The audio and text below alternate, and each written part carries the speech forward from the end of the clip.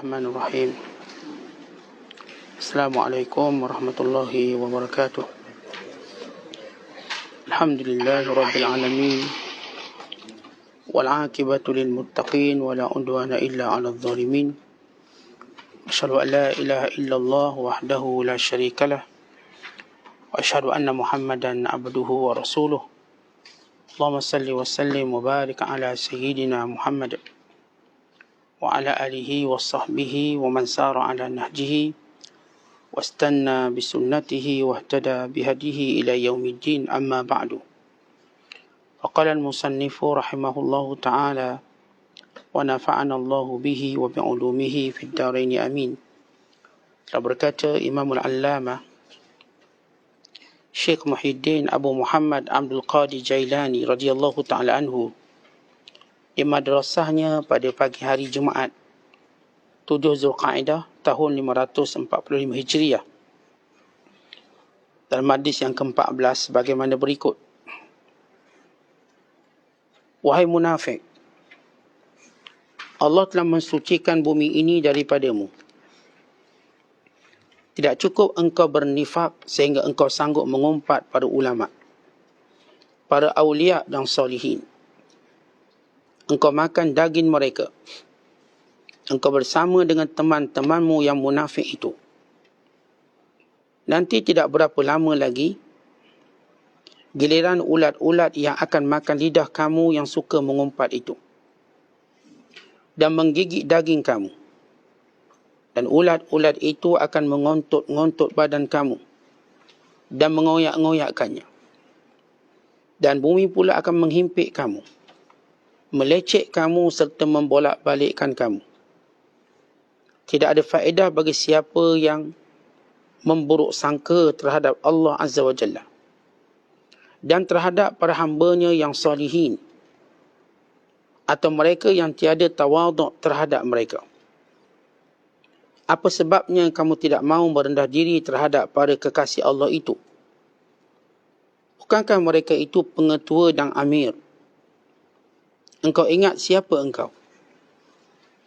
Allah Azza wa Jalla telah menyerahkan kuasa mengikat atau membuka di tangan mereka. Hujan turun dengan sebab mereka. Bumi menumbuhkan tanaman dengan sebab mereka. Semua manusia adalah rakyat mereka. Setiap seorang dari mereka seperti gunung, tidak dapat digoncang atau digerakkan oleh angin bahaya dan musibah.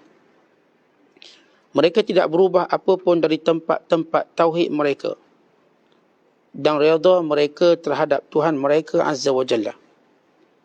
Dan bila mereka meminta, tidak pernah melupakan orang-orang lain di samping diri mereka. Bertaubatlah kepada Allah Azza wa Jalla. Mohonlah keuzuran kepadanya. Mengaku diri ada berbuat dosa kepadanya. Dan mintalah apa yang ada padanya dengan merendah diri. Apakah kamu tahu apa yang ada di hadapanmu? Jika kamu tahu, nescaya kamu akan merubah sikap kamu. Beradablah di hadapan Allah Azza wa Jalla, seperti mana orang-orang yang terdahulu dari kamu pernah beradab di hadapannya. Kamu sekalian pondan, macam perempuan jika dibandingkan dengan orang-orang yang terdahulu itu. Kamu berani hanya untuk tunduk kepada jiwa-jiwa kamu, menurut hawa nafsu kamu dan tabiat kamu yang buruk itu sahaja. Muslimin dan muslimat, sedang penonton yang dirahmati Allah sekalian.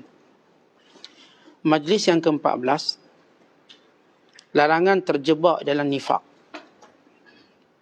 Bila kita menyebut sifat nifak ataupun munafik, jadi sifat yang tidak menggambarkan kepribadian mukmin ataupun sifat jati diri orang-orang Islam.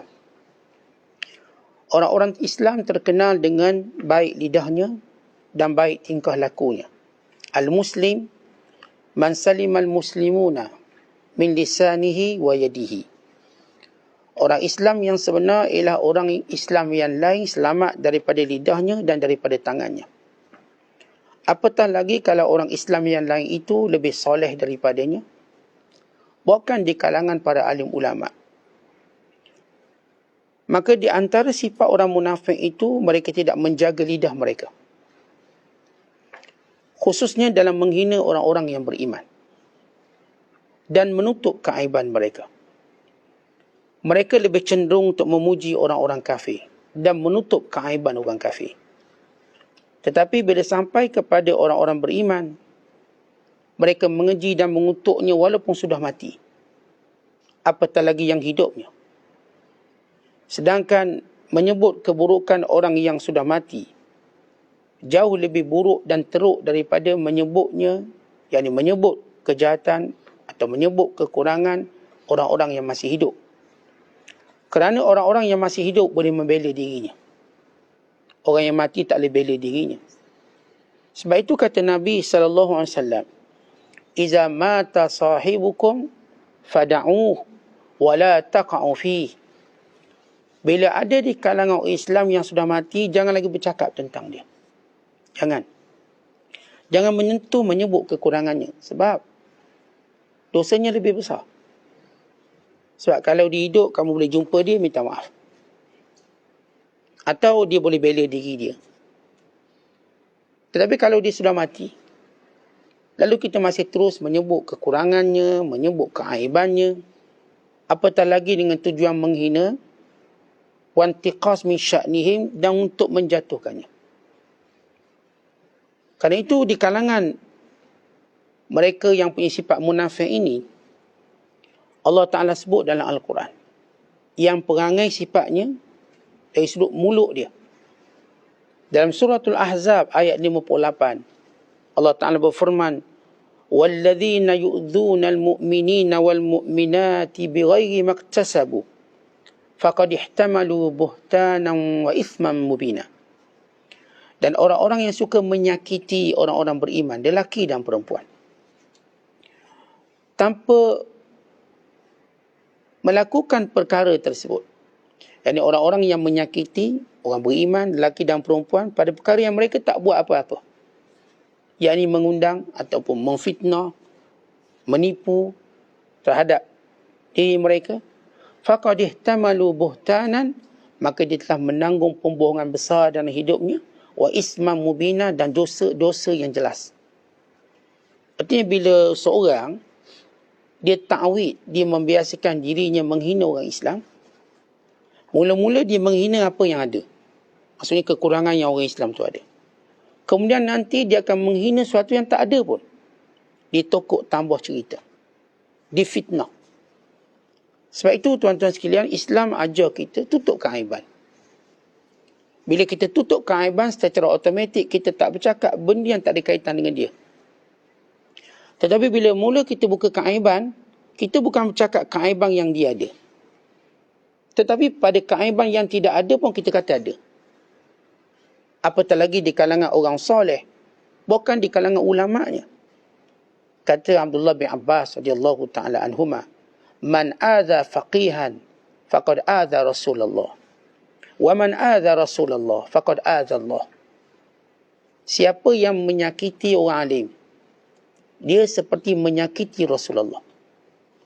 Dan siapa yang menyakiti Rasulullah, dia menyakiti Allah. Sebab itu di antara tanda seorang itu sayang kepada Nabi Muhammad sallallahu alaihi wasallam, disayangkan orang alimnya, ulama-ulama.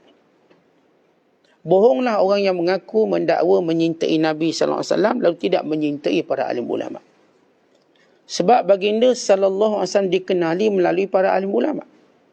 Sirahnya, hadisnya, hukum hakamnya.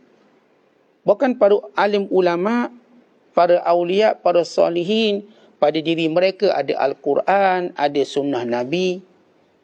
Pada diri mereka ada kepahaman agama. Dalam diri mereka ada kepahaman hukum. Maka tiba-tiba ada orang yang cuba menghina mereka dan menjadikan mereka sasaran, membuka ruang sasaran kepada orang lain untuk menghina. Sama ada yang menulisnya, sama ada yang mengumpatnya, yang mengejinya. Dibuka ruang untuk orang lain juga menghina, maka dia menanggung dosa yang besar.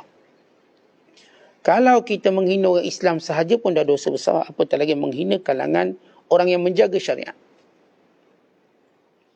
Bermula kerosakan Yahudi Dan demikian juga kerosakan Kristian. Bila mereka tidak menjaga ulama'-ulama'nya. Lalu mereka hina, mereka mempermainkannya. Mereka merendah-rendahkannya. Akhirnya, agama mereka tidak terjaga habis. Kalau kita lihat bagaimana penyelewengan Yahudi dan kehancuran agamanya. Penyelewengan Kristian dan kehancuran agamanya. Semuanya bermula daripada sikap menghina para ulama'. Bila mereka menghina para ulama'nya, mereka menghina para nabi yang diutuskan. Dan mereka menghina syariat yang diturunkan. Dan wahyu yang menjadi panduan. Tetapi anehnya orang munafik ini, pandai pula dihormat benda lain. Dia boleh hormat bendera.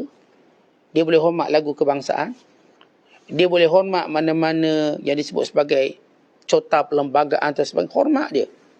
Walau itu dia letak ataupun undang-undang itu manusia letak. Tapi bila benda yang Allah Ta'ala beritahu pada kita menghormati. Yarfa'illahu alladhina amanu minkum walladhina utul ilma darajat. Allah mengangkat orang beriman di kalangan kamu dan orang yang punya ilmu. Yang mengatasi orang beriman dengan beberapa darjat. Bahkan ayat-ayat tentang kemuliaan para alim ulama bukan sedikit. Hadis-hadis tentang kemuliaan mereka bukan sedikit masyhur. Yang telah berulang kali kita menyebut kemuliaan kebaikan mereka. Sebab bila kita nak lalui jalan mendekati Allah, maka seolah-olah ulama' lah jalan-jalan kita. Ulama' ni bagaikan highway kita untuk kita sampai kepada Allah Subhanahu Wa Taala. Bayangkan kalau kita nak pergi satu tempat tak ada jalan. Jalan tak ada. Kita nak pergi macam mana? Atau jalannya sempit macam off-road. Lambat kita sampai. Sampai tu habis tercabut enjin, tercabut semua bodi-bodi kereta kita. Mereka para alim ulama' menyediakan satu lebuh raya kefahaman yang cukup luas. Akhirnya kita dengan mudah faham sesuatu perkara. Mudah faham satu hukum hakam dan sebagainya. Kerana itulah bila para ulama' menyatakan, Syekh Abdul Qadir menyebut, kamu yang suka mengumpat ulama' ni, arti kamu nak makan daging mereka. Kerana Allah Ta'ala sebut dalam Quran, ayuhibbu ahadukum an ya'kula lahma akhihi maitan fakarihtumuh. Apakah kamu nak makan daging saudara kamu yang telah pun menjadi bangkai, mayat? Pasti kamu membencinya. Jadi bila kita mengumpat orang-orang beriman seperti kita makan daging dia. Yang sudah pun mati. Ini mayat kita ambil makan. Dan bila yang mati itu ulama', perumpamaannya. Memakan daging ulama', kita memakan daging yang beracun. Kalau sekiranya kita menghina orang beriman, diperumpamakan kita makan daging mayat, kita rasa jijik. Makan mati tak mati tapi jijik. Orang tengok pun jijik teruk ni. Tapi bila kita menghina batang tubuh ulama', kita seperti makan daging yang beracun. Bukan sekadar orang tengok jijik, yang makan ni mati. Bukan kata makan, yang cium pun sakit. Sebab itu kata ulama' tentang kemuliaan para alim ulama', luhumul ulama' masmumatun, man syammaha marid, wa man akalaha mat. Daging-daging ulama' itu beracun. Siapa yang menghidurnya, dia akan jatuh sakit. Dan siapa yang memakannya akan mati. Maksudnya tuan-tuan, siapa yang ada niat buruk dengan ulama', maka sakitlah agama dia. Dan siapa secara terang-terang menghina ulama' dan meletakkan dia seperti tak ada nilai dan sebagainya, maka berarti dia tak letak nilai agama dalam dirinya. Maka dia akan memakan daging yang beracun. Sebab itu kata Imam Ibn Asakir rahmatullahi alaih, ketahuilah wahai saudaraku yang beriman, moga Allah Ta'ala memberi taufik kepada kamu dan kepadaku untuk mendapat keredaannya dan menjadikan kita di kalangan yang takut padanya dan bertakwa kepadanya sebenar-benar takwa. Sesungguhnya daging para ulama itu beracun dan menjadi sunnatullah. Siapa yang cuba merendah-rendahkan mereka, maka akan dibuka hijab keaiban mereka. Siapa yang cuba menghina ulama', Allah akan buka aib-aib dia untuk dihina oleh semua orang. Kita ni tuan-tuan macam gini, kita penyakit banyak, kita duk hina orang yang sakit satu je. Kita ni dengan semua jenis penyakit ada kat badan. Lalu kita duk tunjuk seorang yang cuma ada satu penyakit. Maka orang pun akan tengok balik kita. Sebab bila kita menghina orang, orang akan tengok kita. Kita ni perfect sangat ke hina orang ni. Lalu Allah akan dedahkan lagi banyak keaiban orang ni. Ada golongan yang cuba cari salah ulama. Sebab apa nak cari salah tadi? Dengan tujuan dia nak menghina. Maka kalaulah ulama ni tergelincir lidah sikit bercakap, adalah mungkin silap. Ya. Namanya kita manusia. Kita semua tersilap. Dia salah. Tapi bila kita tengok orang buat silap dan salah, kita kena juga ukur dari sudut kemuliaan dia. Tuan-tuan beli kereta. Ada tak kurang kat kereta tu? Mesti ada. Tapi kita tetap memuliakan kerana jenama dia.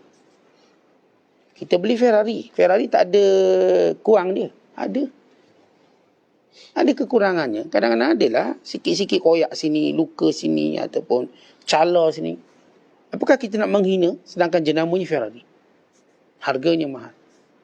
Kita pun tahu mesti Ferrari ada kekurangan dia. Jumpa tanya orang yang ada kereta Ferrari ni, apa kekurangan? Ada. Kalau naik penat badan. Nak sedap naik Myvi lagi dia kata. Tapi apakah ia mengurangkan nilainya? Tak sampai sudah tak boleh beli Ferrari kita. Walaupun dia cerita macam tu. Sebab dia ada nilainya tersendiri. Tahu kalau barang-barang dunia.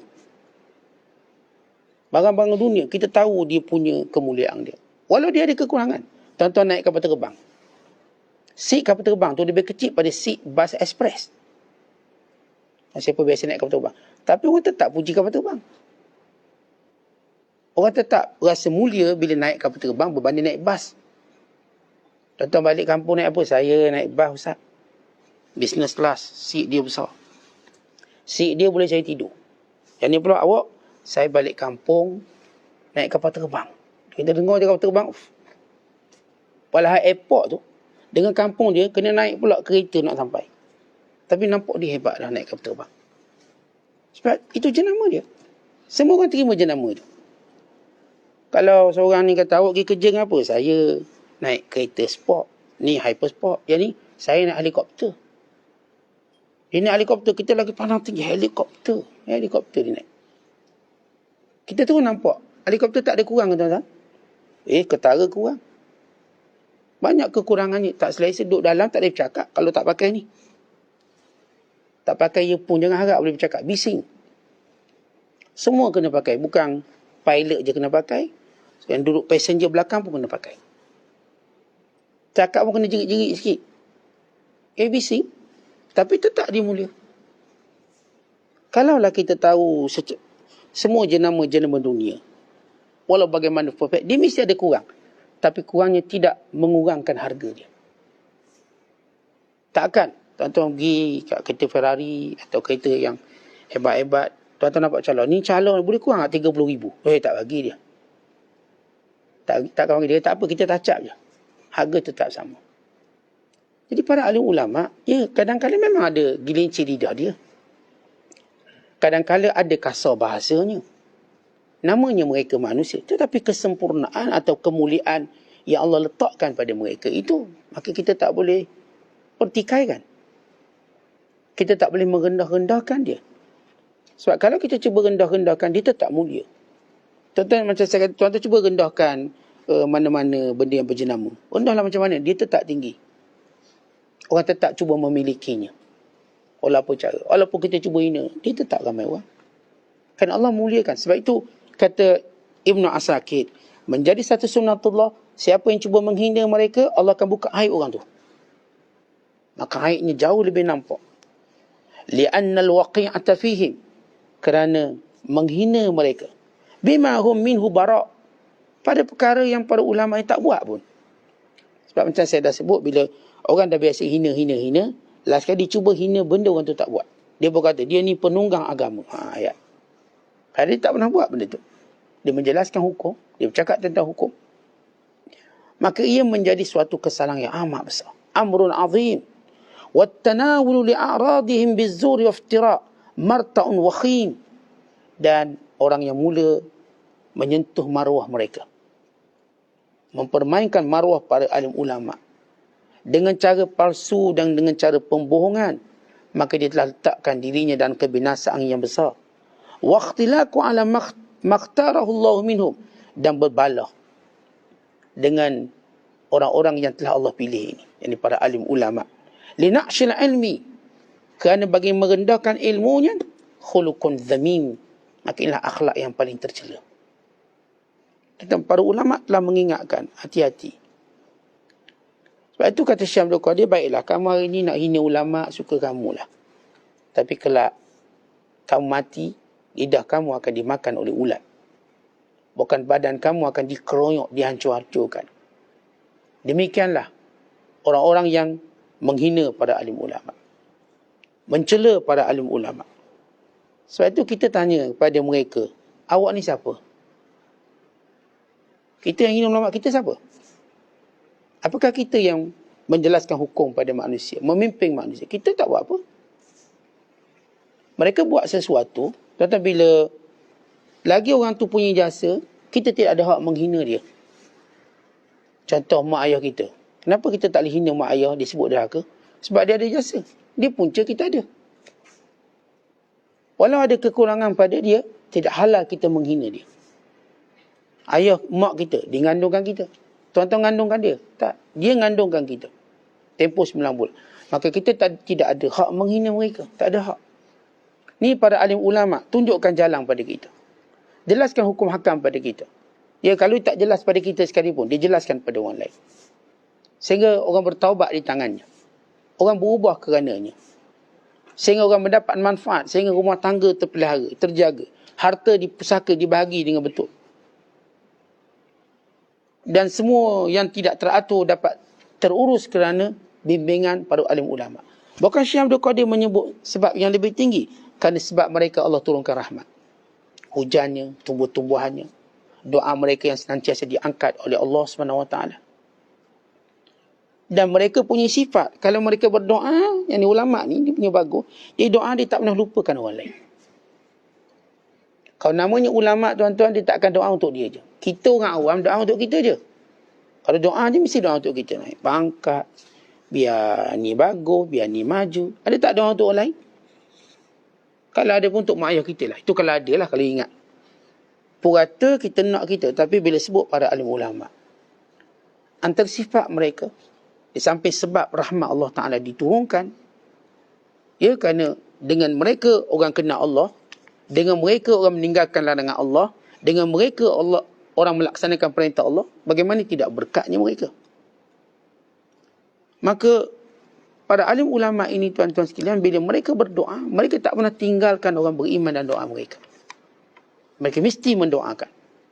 Bukan diri mereka je, mereka doa untuk semua sekeliling dia. Sebab itu, bila kita damping je orang alim, orang soleh, kita dah sebahagian dari doa dia. Kita orang biasa, kalau orang kawan kita, tak mungkin dia sebahagian doa kita. Dia cuma sebahagian manfaat dunia kita. Untuk kita ajak ngetih dan sebagainya. Doa, tengok dululah. Kalau awak pun saya, tolong doa, saya doa.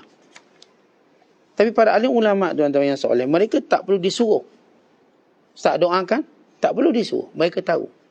Mereka akan doakan kesembuhan, hidayah, taufik, doakan keampunan, doakan kemuliaan. Ini memang watak pada alim ulama. Sebagaimana kalau tuan-tuan tengok watak mak ayah, apa dia? Watak mak ayah, dia tak akan lupa anak dia. Tak akan. Dia pergi kedai ke, pergi mandi, buat balik anak ni. Buat balik anak. Dia dapat gaji, ni simpankan anak. Kalau anak pesan satu benda, dia ingat. Walaupun pesan tu cuma kiasan, dia tahu anak dia nak benda ni. Dia pun beli. Kenapa? Memang ingatannya pada anak ni. Sebab itu dia nama mak ayah. Dia akan ingat kuat. Berbanding anak, ingatan dia pada mak ayah tak kuat. Mak kuat sebab apa? Naluri dia. Naluri ini datang daripada sifat fitrah dia. Para ulama, nalurinya datang daripada wahyu Allah. Naluri tadi. Bukan sekadar fitrah semata-mata, tapi datang daripada wahyu dan perintah Allah. Maka dengannya dia berdoa, didoakan pada pemimpin. Biar mereka sentiasa terpimpin dan mendapat hidayah dari Allah. Para pemimpin sentiasa melakukan kebaikan. Bahkan semua para ulama berkata, akan gunakan doa aku untuk para pemimpin. Kita tuan-tuan, pemimpin pantang salah. Terus kita kutuk, kerja kita kutuk je. Mereka para ulama dia doa. Ya, kita tahu kesusahan memimpin. Dan kita tahu mudahnya orang awam untuk melakukan dosa mereka dengan mengutuk dan mengeji. Maka para alim ulama lain cara dan jalannya. Tinggi kesabarannya. Mereka akan buat sesuatu yang boleh mengubahnya. Bukan sesuatu yang menambah dosa mereka. Kita orang awam, kita tak buat benda yang nak ubah orang. Kita nak buat sesuatu yang kita boleh jadi berdosa. Itu kita suka kecam, kita suka kutuk. Sebab kita cuma nak tambah dosa kita. Kita bukan nak ubah orang. Para alim ulama, dia ada satu sifat nak ubah orang. Bila nak ubah orang, mereka gunakan kekuatan doa. Kita pula tak ada kekuatan doa, gunakan kekuatan lidah. Tuan-tuan, kalau kita guna kekuatan lidah, pasti keluarnya maki hamun. Nak guna kekuatan lidah, tuan-tuan tengok bila orang bertekak berbalah. Digunakan kekuatan lidah. Apa yang keluar dari lidahnya? Semua maki hamun. Tetapi orang yang menggunakan kekuatan doa, maka semua senarai nama manusia keluar untuk didoakan kebaikan. Didoakan pengajaran, didoakan perkara yang memberi faedah dan pelajaran. Maka ini sifat para alim ulama. Kemudian Syekh kata, taubatlah kepada Allah. Taubat. Dan sebutlah kesalahan-kesalahan kamu, keuzuran kamu. Ya Allah, aku jahil. Aku tak tahu. Macam ni dosa, menghina para alim ulama. Ya Allah, aku bertaubat atas kesilapanku. Merendah-rendahkan para alim ulama. Dan bila seorang merendah-rendahkan para alim ulama, dia sebenarnya merendahkan dirinya sendiri. Maka mengakulah kita berdosa kepada Allah. Dan mintalah pada Allah sungguh-sungguh dan merendah diri. Maka kalau begitu, maka kita akan berubah sikap. Kalau tidak, tuan-tuan sekalian, maka kita akan terus tidak beradab dengan Allah Ta'ala.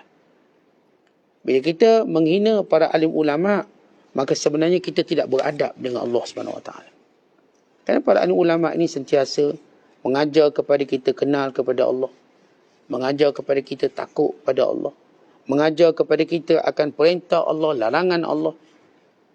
Oleh sebab itu kalau kita lihat dalam zaman pembentukan kerajaan moden Turki, apa yang Mustafa Kemal Atatürk buat? Membunuh ulama. Memenjarakan ulama. Menutup sekolah yang melahirkan ulama. Begitu yang dia buat. Akhirnya apa jadi pada Turki? Dan apa jadi pada dia sendiri? Dia dihina. Dia sendiri dihina. Mustafa Kemal Atatürk. Sampai hari ini dia terus dihina. Bukankah itu satu pengajaran kepada semua orang yang berakal dan beriman? Akhir tidak dapat tidak, dia tak boleh menolak tentang penting para ulama wujud di negara dia. Akhirnya hari ini Turki kembali meletakkan ulama pada tempat dia. Ambil balik ulama. Sebab mereka tahu kalau tak ada ulama ni, tuan-tuan sekalian, negara yang tak ada roh. Negara tak ada roh, menunggu kebinasaan dan kehancuran. Menunggu perbalahan yang tidak akan berkesudahan. Dan mengundang kemurkaan Allah SWT. Sebab negara tak ada ulama, mereka cuma bercakap tentang dunia. Mereka tak akan bercakap tentang akhirat. Maka bayangkan Allah ciptakan manusia untuk beribadat padanya, tiba-tiba manusia lupa bahawa mereka ada Tuhan untuk disembah. Menjadi adatullah, sunnatullah. Mana-mana negara yang lupa untuk mentauhidkan Allah, ia pasti akan binasa satu hari nanti. Sebagaimana Allah dah binasakan negara-negara yang lain sebelum ini. Bangsa-bangsa dan umat yang lain yang lebih kuat, lebih gagah, lebih kaya daripada kita. Maka apatah lagi kita yang kerdil. Bila mana kita lupa tanggungjawab. Sebab itu datang ulama. Menyedarkan kita kesilapan, menyedarkan kita kekurangan, menyedarkan kita bagaimana cara nak berubah. Tak ramai mana orang, dia mengikut hawa nafsu. Tiba-tiba dia tahu benda ni merosakkan dia. Lalu dia cuba nak berubah. Maka dia nak tanya siapa? Bila dia nak berubah, dia nak tanya siapa? Dia nak minta panduan siapa? Maka tidak dapat tidak. Cuma mendapat panduan para alim ulama. Di situ dia nampak jalan dia bagaimana. Oleh sebab itu jangan menghina orang-orang yang Allah Ta'ala berikan kemuliaan. Orang-orang yang Allah dah angkat. Kalau saya katakan kita boleh muliakan sesuatu yang diangkat oleh perlembagaan. Bendera, lagu negara, kita boleh mulia. Boleh berdiri tegak. Kenapa? Ini perlembagaan. Kalau kita buat di penjara, itu dan ini, kita tak berani menghina institusi diraja. Kerana ini perlembagaan. Kita mengambil mengambil ingat tentang rukun negara yang berkait tentang kesetiaan raja, kepada raja dan negara. Maka menghina mereka melanggar undang-undang. Dan kita tahu akibat dia. Kalau kat Thailand, boleh dipenjara, even boleh dibunuh. Di setengah-setengah negara. Baik, akur benda tu. Tapi undang-undang itu pada piagam perlembagaan manusia. Bagaimana pada perkara yang Allah Ta'ala jelaskan. Untuk kita memuliakan para nabinya dan memuliakan para alim ulama'nya. Kan ini golongan yang Allah namakan sebagai syiar Allah atas muka bumi. Dzalik wa man yu'azzim sya'air Allah fa innaha min taqwal qulub. Demikian itu siapa yang memuliakan syiar Allah, itulah tanda dia bertakwa kepada Allah. Sebab itu kata ulama, kalau seorang mendakwa cinta pada Rasulullah, lalu dia membenci ulama, dia berbohong, saksikan dia bohong. Dia sebenarnya tidak pernah mencintai dia tak pernah mencintai Nabi sallallahu alaihi wasallam. Sebab kita dah kata ulama ni dia bercakap tentang Nabi. Sebab itu dia nama ulama. Dia bercakap tentang Allah Ta'ala, dia bercakap tentang Nabi SAW, dia bercakap tentang hukum hakam, halal haram. Tiba-tiba orang yang banyak bercakap benda ni, kita pun hina, merendahkannya, membuka ruang untuk orang-orang awam beri fatwa ikut suka hati mereka. Ulama ni beri fatwa, bukan betul sangat. Dengar fatwa saya. Akhirnya fatwa sesat keluar. Benar apa yang disebut oleh Nabi SAW yang akan berlaku di akhir zaman. Inna min ashratis sa'ah an yurfa'al ilm wa yabuthal jahal. Di antara tanda kiamat, ilmu akan diangkat dan jahil akan melata. Lalu orang-orang jahil yang bodoh ini beri fatwa. Ittakhadhan nas ru'usan juhalan fasu'ilu fa'aftau bighairi ilmin fadallu wa adallu. Dan manusia mula melantik ketua untuk mereka dengar cakap kalangan orang yang bodoh. Lalu orang bodoh ini keluarkan fatwa tanpa ilmu, maka dia sesat dan dia menyesatkan orang lain. Maka inilah kewajiban kita untuk memelihara diri jangan ada sifat munafik. Kerana saksikan orang yang suka menghina orang Islam dah ada tanda munafik. Yang menghina ulama maka confirm munafik. Yang hina orang Islam tu ada tanda ciri munafik. Terutamanya golongan yang saya katakan hina orang Islam, puji orang kafir. Dedahkan keaiban orang Islam, tutup segala keaiban orang kafir. Ni negara Islam dihinanya, negara kafir dipuji-pujinya. Dia warga negara Islam. Dia warga negara Malaysia. Bila sampai bak negara Malaysia, dikutuk-kutuknya, dihinanya. Bila sebut negara kafir, dipuji-pujinya. Maka ini aneh orang ni. Dalam dia warga negara Islam, dia patut jaga negara dia. Diburuk-burukkan negaranya, ini juga tanda munafik. Negara kafir tu banyak kurang dia. Tapi dia buat macam tak nampak. Lalu dipuji-pujinya. Ini watak orang munafik. Sampai peringkat, kalau dia menghina orang Islamnya, dia juga mudah hina negara dia sendiri. Dan dia suka memuji negara kafir. Dan memuji orang kafir. Dan menutup keaiban orang kafir. Dan menutup keaiban negara kafir. Lalu dia cuba kebek, cari, reka, wujud persepsi untuk benci orang Islam dan negara Islam. Maka kalau begitu tuan-tuan, munafik, bibit munafik itu tumbuh subur dalam diri kita. Kemuncaknya menghina para alim ulama. Maka apa guna orang yang letak dirinya Islam tapi menghina golongan yang diangkat oleh Allah Ta'ala dan telah disebut sebagai waris Nabi. Innamal ulama warasatul anbiya. Sebab itu kita hati-hati dengan lidah kita. Jangan sampai tuan-tuan kita akan berada pada keadaan yang buruk di hari akhirat kelak. Wallahu a'la wa bis-shawab. Assalamualaikum warahmatullahi wabarakatuh.